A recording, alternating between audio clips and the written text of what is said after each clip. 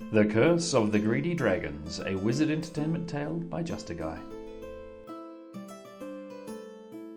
Disclaimer: no real persons or places are depicted herein, and any similarity to any persons or places are just your imagination, and not the responsibility of JustAGuy Publishing.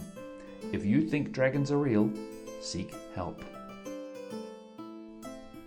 Once upon a time, in the magical land of Chicago, there lived a wondrous family of wizards who created the most marvelous games in all the kingdom. Why Wizzards with two Z's? Ages ago, there was a terrible legal battle with another group that lived near the coast, so in the settlement they agreed to alter their branding to avoid confusion. The oldest of the family was truly ancient and had lived far longer than anyone could imagine.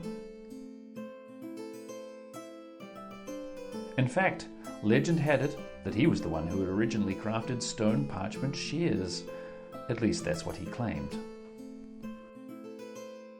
The rest of the family of wizards included his incredibly tolerant wife and their two children, whose talent was only matched by their aversion to household chores. And, of course, their ever-faithful companion, Hairy Pupper.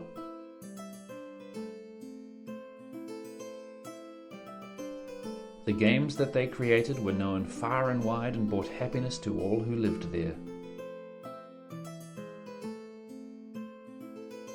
With the obvious exception of some of those who lived in the wilds, but seriously, they never seemed happy anyway.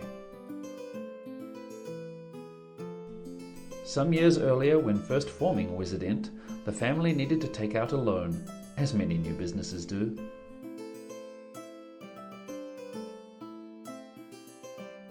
Now everyone knows dragons are natural predators, so of course that leads to predatory lending practices as well.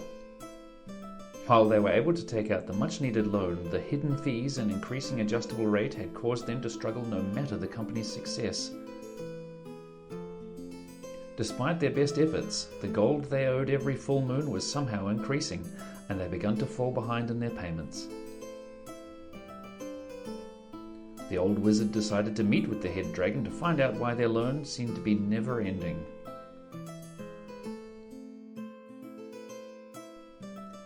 The head of the dragons was a terrible creature known as Bobakay the Horrific. Tales of his vile deeds were the stuff of nightmares.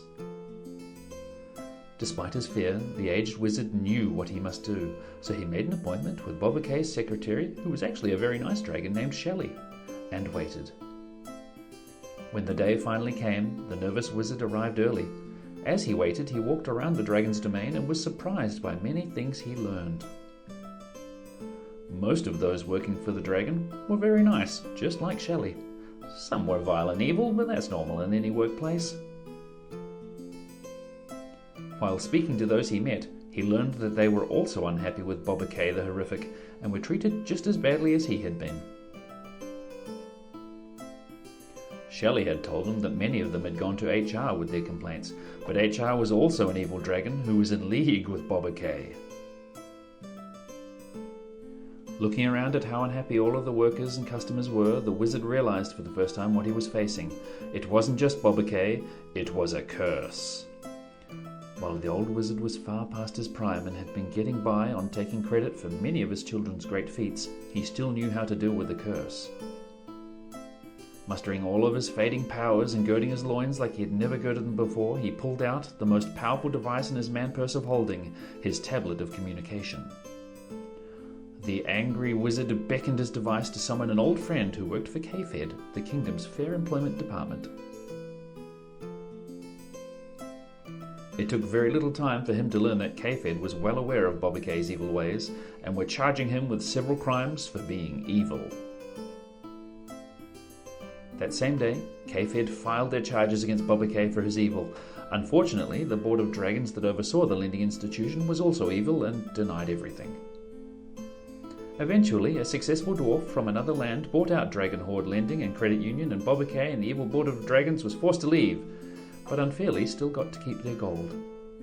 The wizard was able to restructure his loan, and due to much more favorable interest rates and increased equity in their business, was able to get things paid off in less than a year.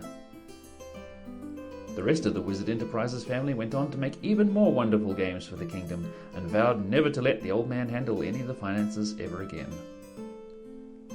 In fact, the very next game was one of their most successful ever, a wonderful creation titled The Curse of the Greedy Dragons. If you liked my content, and honestly even if you don't, please subscribe to my channel, like and comment, nice things only, I'm old, and follow me on Twitter at JustAGuy66.